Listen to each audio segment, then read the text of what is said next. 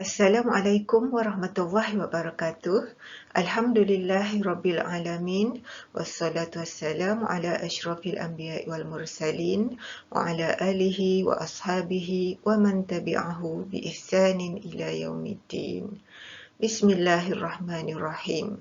Bersua kita sekali lagi melalui saluran media TJTI untuk slot PDPR Pendidikan Islam Tingkatan 5 KSSM Sekolah Menengah Teknik Tuanku Jaafar. Diharapkan semua pelajar yang mengikuti kelas pada pagi ini sihat walafiat hendaknya. Dan sebelum kita memulakan pembelajaran kita pada hari ini, diharapkan semua pelajar dapat duduk dengan keadaan tertib dan tenang serta dapat ikhlaskan hati untuk belajar dan dapat fokus dengan sebaik-baiknya. Mudah-mudahan apa yang kita pelajari hari ini akan mudah difahami oleh pelajar. Pelajaran minggu ini ialah bidang Al-Quran.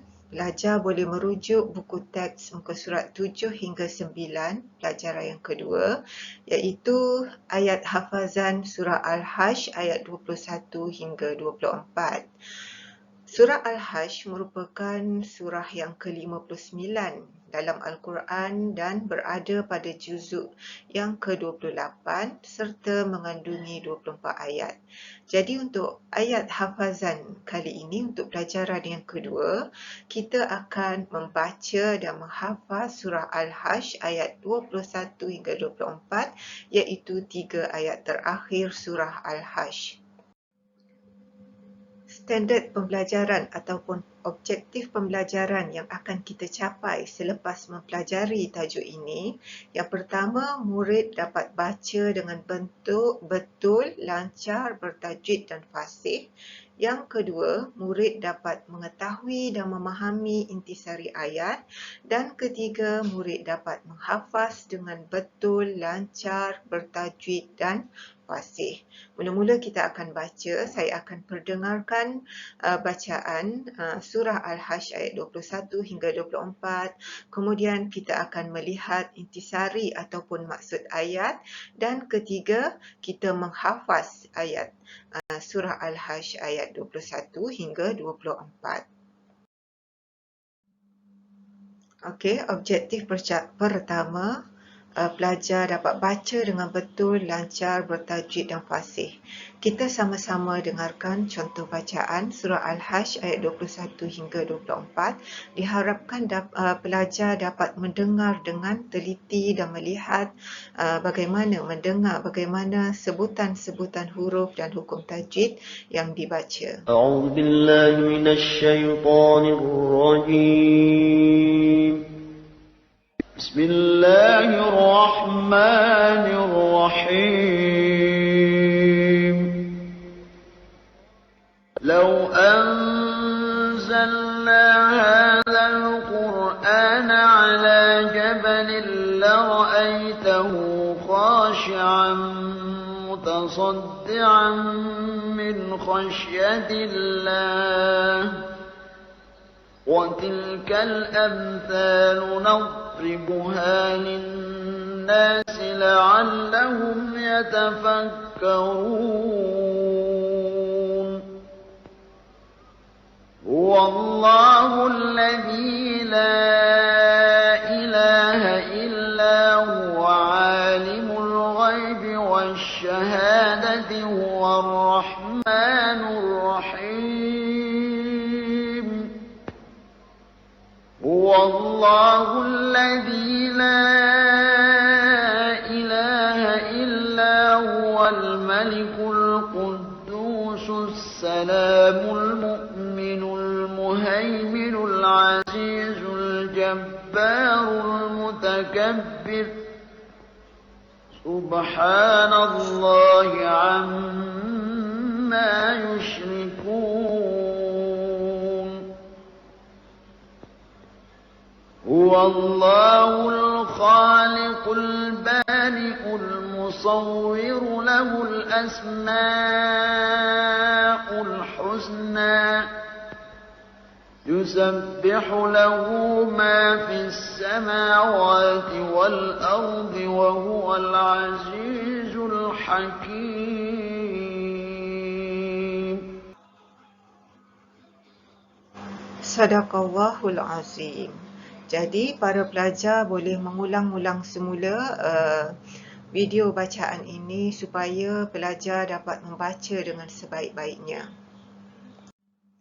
Okey, seterusnya kita akan tahsin ayat ini. Maksud tahsin ialah kita memperelokkan bacaan ayat dari segi makhraj, sebutan makhraj, sifat huruf, dari segi wakaf dan dengung supaya bacaan kita akan lebih elok ataupun lebih baik dengan bacaan yang sempurna. Kita sama-sama lihat. Okey, lau anzalna. Lau anzalna mesti didengungkan, nun mati berjumpa dengan zai, hukumnya ikhfa hakiki. Lau anzalna hazal qur'ana ala jabalil la ra'aitahu. Tanwin bertemu dengan lam, idgham bila gunnah. Jabalil la ra'aitahu khashi'an. La ra'aitahu mad silah qasirah, dibaca dua harakat. La ra'aitahu khashi'an mutasaddian. Khashi'an mutasaddian mesti didengungkan. Tanwin bertemu mim, hukumnya adalah idgham ma'al gunnah. Mutasaddian min khasyatillah. Tanwin bertemu dengan mim sekali lagi, idgham ma'al gunnah mesti didengungkan. Mutasaddian min khash. Min khash mesti dijelaskan bacaan iaitu tidak dengung, hukumnya adalah izhar halqi. Min khasyatillah. Wa tilkal amsalu Dot mesti disebut dengan betul, dijelaskan. Wa tilkal amsalu nadribuha linnas. Wajib dengung, wajibal gunnah iaitu nun bertanda sabdu. Linnasi la'allahum yatafakkarun. Mim mati bertemu ya, hukumnya izhar syafawi, mesti dijelaskan bacaannya. La'allahum yatafakkarun. Ini di akhir ayat biasanya hukum ma'arif li sukun, boleh baca dengan bacaan 2, 4, 6 harakat. Huwallahu allazi la ilaha illahu. La ilah, ini ialah hukum ma'arif disukun, boleh baca 4 ataupun 5 harakat. La ilaha illahu, ataupun boleh sambung. Illa huwa alimul ghaibi wasyahadah. Huwa ar-rahmanur rahim. Ma'arif disukun, bacaan 2, 4, 6 harakat. Huwa allazi la ilaha illa huwal malikul quddusus salam. Ini pun sama, ma'arif disukun, bacaan 4 atau 5 harakat. Huwal malikul quddusus salamul mu'minul muhaiminul azizul jabbarul mutakabbir. Mesti diteruskan bacaan kerana tak sesuai kalau kita berhenti di mana-mana. Subhanallah. Ha. Mesti sebutkan betul-betul ha, bukan ha. Subhanallahi amma yushrikun. Amma mim bertanda sabdu, hukumnya wajibal gunnah, wajib didengungkan. Huwallahul kha. Kha sebut betul-betul kha, bukan qa. Huwallahul khaliqul bari'ul musawwir. Ataupun boleh sambung. Huwallahul khaliqul bari'ul musawwiru lahul asma'ul husna.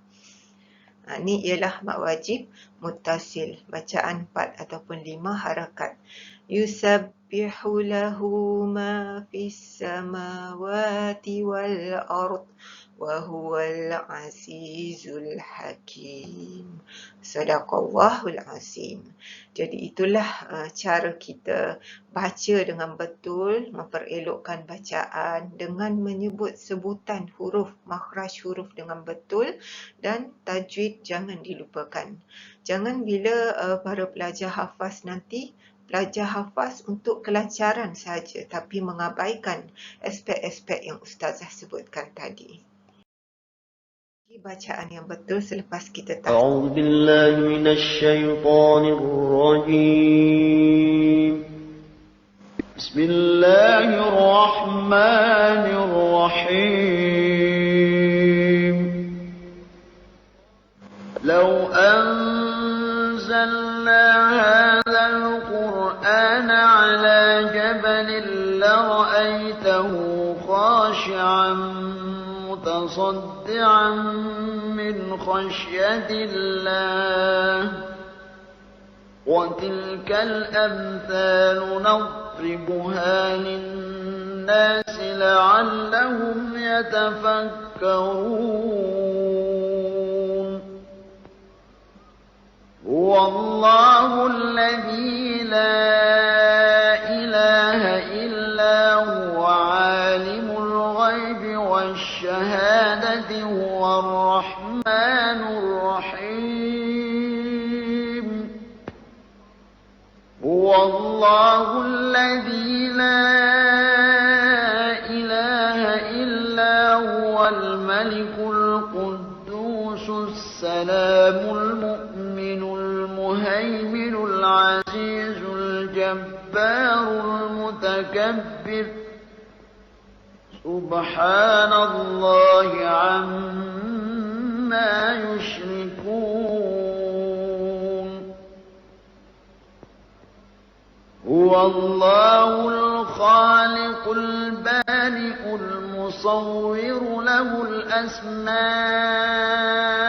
الحسنى يسبح له ما في السماوات والأرض وهو العزيز الحكيم.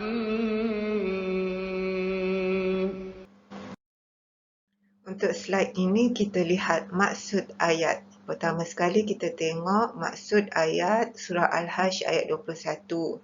Lau anzalna hazal Qur'ana ala jabalin. Maksudnya, lau anzalna, kalau sekiranya kami turunkan Al-Quran ke atas kepada sebuah gunung, ala jabalin, la ra'aitahu khashi'an mutasaddi'an min khasyatillah, pasti kamu akan melihatnya tunduk terpecah belah disebabkan ketakutannya kepada Allah. Kalau Allah turunkan, Allah berfirman, kalau Allah turunkan Al-Quran ke atas sebuah gunung, sedangkan sifat gunung yang gagah, kukuh berbanding kita manusia, pasti gunung itu akan terpecah belah disebabkan ketakutannya kepada Allah. Apatah lagi kita manusia. Dan watilkal amsalu nadribuha linnasi la'allahum yatafakkarun. Dan perumpamaan-perumpamaan itu kami buat untuk manusia supaya mereka berfikir. Allah bagikan perbandingan. Sebenarnya bukan Allah betul-betul turunkan Al-Quran ke atas gunung, tapi Allah bagikan amsalu, perbandingan, perumpamaan supaya kita berfikir besarnya tanggungjawab ataupun amanah yang terkandung dalam Al-Quran yang perlu dipikul oleh manusia. Dan ayat ini menerangkan dengan jelas tentang keagungan dan kekuasaan Allah sehingga digambarkan gunung ganang akan berderai tak kala Al-Quran diturunkan kepadanya. Dan sepatutnya manusia bila mendengar ayat-ayat ini, hati mereka akan bergetar ketika ayat-ayat Allah ini dibacakan. Sebagaimana kisah Umar bin Al-Khattab, kita tahu dalam sejarah Khulafa' Rashidin, dalam sejarah penyebaran Islam, Saidina Umar Al-Khattab adalah sahabat pada waktu itu yang paling kuat menentang dakwah Islam pada awalnya. Tetapi bila dia mendengar keunikan kalam Allah, maka hatinya menggeletar ketakutan kerana takutkan Allah, lalu diberikan hidayah oleh Allah dan Umar bin Al-Khattab telah memeluk Islam. Jadi kita sewajarnya lah bila mendengar peringatan-peringatan daripada Allah, hendaklah kita takut mendengarnya. Dan ayat yang seterusnya, ayat yang ke-22, Huwallahu allazi la ilaha illa huwa alimul ghaibi wasyahadah huwar rahmanur rahim. Dialah Allah yang tiada Tuhan selain Dia, yang mengetahui yang gaib dan yang nyata. Dialah yang maha pemurah lagi maha penyayang. Jadi Allah sebutkan sifat-sifat Allah, dah tiada lagi Tuhan selain Allah yang wajib kita sembah, yang maha mengetahui perkara yang gaib. Walaupun Rasulullah sendiri tidak mengetahui perkara gaib, hanya Allah sahaja yang mengetahui perkara gaib. Dan selepas itu Allah menyatakan bahawa Allah adalah maha pemurah lagi maha penyayang. Dan ayat seterusnya, ayat yang ke-23. Huwallahu allazi la ilaha illa huwal malikul qudusus salam al-mu'min al-muhaimin al-azizul jabbarul mutakabbir. Dalam ayat ini dibentangkan nama-nama Allah, nama-nama ataupun sifat-sifat Allah.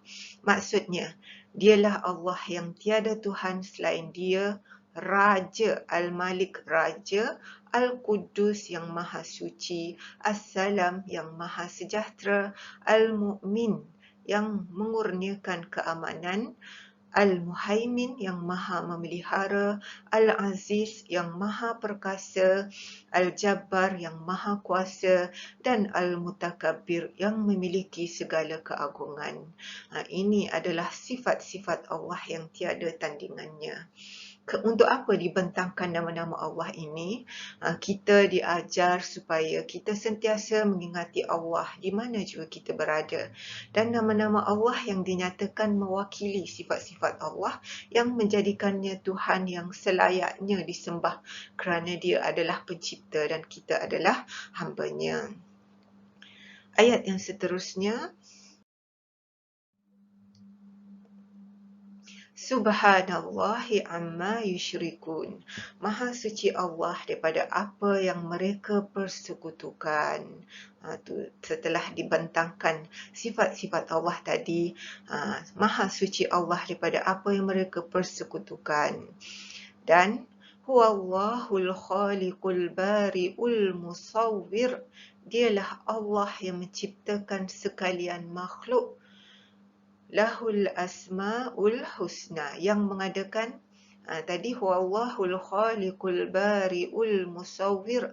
Dialah Allah yang menciptakan sekalian makhluk, al-khaliq, al-bari yang mengadakan, al-musawwir yang membentuk rupa, lahul asma'ul husna. Baginya lah nama-nama yang sebaik-baiknya. Jadi itulah maksud daripada surah Al-Hajj ayat 21 hingga 24. Semoga dengan kita memahami maksud ayat tadi, diri kita akan semakin beriman dan semakin takutkan Allah, insya-Allah. Okey, berikut adalah kelebihan surah Al-Hajj ayat 21 hingga 24. Kalau kamu search di YouTube surah Al-Hajj, biasanya yang akan kamu jumpai ataupun keluar di YouTube ialah surah Al-Hajj ayat 21 hingga 24. Kenapa tak dinyatakan surah Al-Hajj ayat 1 hingga 24? Sebenarnya ayat 3 terakhir surah Al-Hajj ini mempunyai banyak kelebihan dan keistimewaan. Sebab itulah kita hendaklah, wajiblah kita menghafaz dan mengamalkannya dalam kehidupan kita. Jadi tujuan para pelajar menghafaz surah Al-Hajj ayat 21 hingga 24 bukan semata-mata untuk kamu dapat jawab dengan baik dalam ujian penilaian nanti, tetapi untuk kita amalkan dalam kehidupan kita. Mudah-mudahan hidup kita akan lebih baik dunia dan akhirat. Jadi kelebihan surah Al-Hajj ni hendaklah dibaca selepas subuh dan asar setiap hari ataupun pada waktu pagi dan petang. Antara kelebihan-kelebihan yang dinyatakan dalam hadis-hadis Rasulullah. Yang pertama, orang yang membacanya akan mendapat rahmat daripada Allah. Yang kedua, Allah menyeru para malaikat. Dan dikatakan 70,000 malaikat sentiasa berselawat kepadanya setiap hari bagi orang yang membacanya. Yang ketiga, kelebihan jika meninggal dunia pada hari itu, dia diumpamakan mati syahid. Dan yang keempat, kelebihan yang keempat, dipermudahkan masuk syurga selepas meninggal dunia. Ada satu hadis Rasulullah ketika Jibril menyampaikan wahyu iaitu surah Al-Hajj ayat 21 hingga 24, Jibril meletakkan tangannya ke atas kepala Rasulullah dan berkata, bacalah ayat ini kerana ia boleh menyembuhkan semua penyakit kecuali kematian. Itulah kelebihan surah Al-Hajj. Jadi wajiblah kita membacanya setiap hari. Mudah-mudahan para pelajar selepas menghafaz, supaya hafazan ataupun hafalan akan lebih lancar, akan kekal. Hendaklah para pelajar mengamalkan dalam bacaan dalam solat kamu. Okey, untuk objektif yang ketiga, kita pelajar dapat hafaz dengan betul, lancar, bertajwid dan fasih. Macam mana cara-cara nak menghafaz supaya senang mengingat? Pertama, kita ikut potongan-potongan ayat ni. Bermula, lau anzalna hazal Qur'ana ala jabalil la ra'aitahu. Hafallah berulang-ulang kali supaya ingat ayat dan sambung pula dengan ayat seterusnya, khasyi'an mutasaddi'an min khasyatillah. Hafal dan ingat seterusnya, wa tilkal amsalu nadribuha linnas. Ulang-ulang, la'allahum yatafakkarun. Sambung lagi, wallahu allazi la ilaha illahu alimul ghaibi wasyahadah warrahmanur rahim. Hendaklah diulang-ulang dan diulang balik ayat yang sebelumnya. Barulah disambung ayat yang baru. Wallahu allazi la ilaha illa huwa al-malikul qudusus salamul mu'min al-muhaiminul azizul jabbarul mutakabbir subhanallahi amma yushrikun huwallahul khaliqul bari'ul musawwir lahul asma'ul husna yusabbihu lahu ma fis samawati wal ard wa huwal azizul hakim. Sadaqallahul azim. Jadi para pelajar hendaklah mengulang-ulang bacaan ni, bermula dengan ayat yang pertama, dah hafaz barulah kamu sambung dengan ayat yang kedua. Dah hafaz, ulang lagi ayat pertama, sambung ayat kedua sehinggalah selesai kesemua ayat. Dan semoga pelajar dapat menghafaznya dengan sempurna. Okey, objektif 1.34.2, intisari ayat ataupun rumusan daripada surah Al-Hajj ayat 21 hingga 24 tadi. Rumusan intisari yang pertama, Al-Quran merupakan mukjizat yang teragung yang diturunkan kepada Nabi Muhammad SAW. Kenapa dikatakan Al-Quran ni mukjizat yang teragung? Kerana satu-satunya mukjizat yang kita boleh lihat pada hari ini.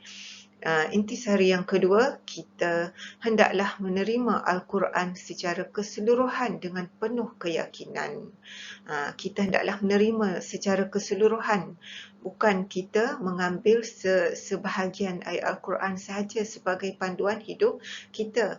Mana yang kita tak berkenan, kita tak terima. Jadi seharusnya kita hendaklah, wajiblah menerima Al-Quran secara keseluruhan dengan penuh keyakinan. Yang ketiga, hanya Allah Subhanahu Wa Taala yang berhak disembah dan dialah yang maha mengetahui segala isi hati manusia.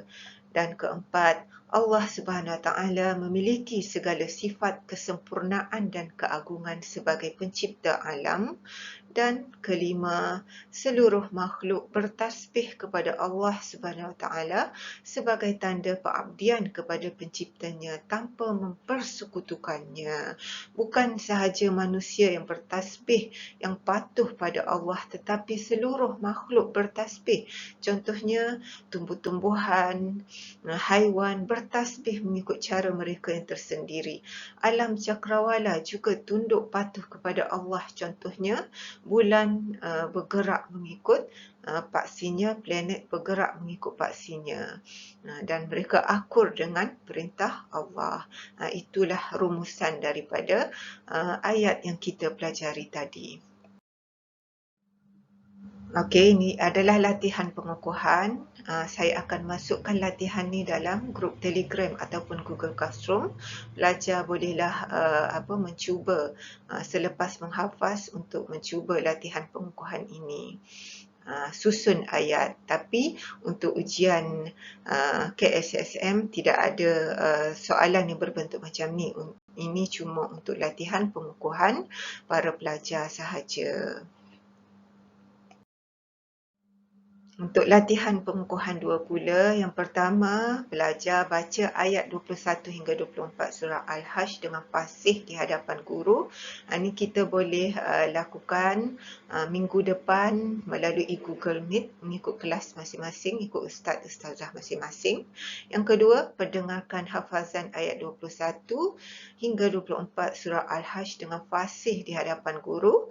Dan ketiga, nyatakan 2 intisari ayat selain Al-Quran merupakan mukjizat yang teragung. Boleh rujuk intisari ataupun rumusan yang telah kita bincangkan sebentar tadi. Dengan berakhirnya latihan pengukuhan tadi, maka berakhirlah pelajaran 2 bidang Al-Quran, surah Al-Hajj ayat 21 hingga 24 pada hari ini. Jadi selepas ini pelajar bolehlah mula menghafaz, membaca dengan betul, menghafaz dengan sebaik-baiknya supaya hafazan kali ini akan lebih baik daripada hafazan ayat sebelumnya. Dan selepas menghafaz, diharap semua para pelajar dapat mengamalkan bacaan surah Al-Hajj ayat 21 hingga 24 supaya kehidupan kita akan lebih dirahmati oleh Allah dunia dan akhirat. Dan tugasan untuk tajuk yang kedua bidang Al-Quran ini akan dinaikkan dalam Google Classroom dan diharapkan para pelajar dapat menyiapkan segala tugasan yang telah diberikan oleh cikgu-cikgu. Sekian. Assalamualaikum warahmatullahi wabarakatuh.